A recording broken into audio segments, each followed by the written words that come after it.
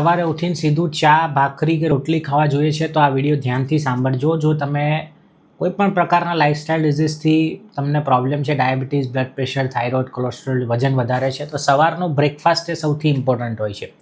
Generally લોકો સવાર સાંજ નાસ્તામાં શું મિસ્ટેક કરતા હોય છે? ચા, ખાખરા, મમરા, ટોસ્ટ બિસ્કિટ, ખારી બિસ્કિટ, રોટલી, ભાખરી, ચવાણું છે, એ બધી વસ્તુ વધારે લેતા હોય છે.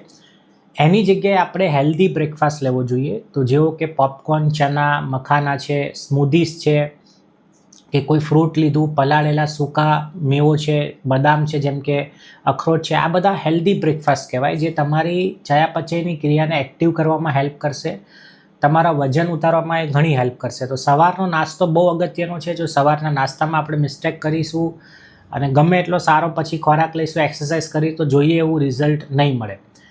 હું doctor Gunjit Parmar, lifestyle disease specialist and diabetes and obesity reversal health coach. Thank you.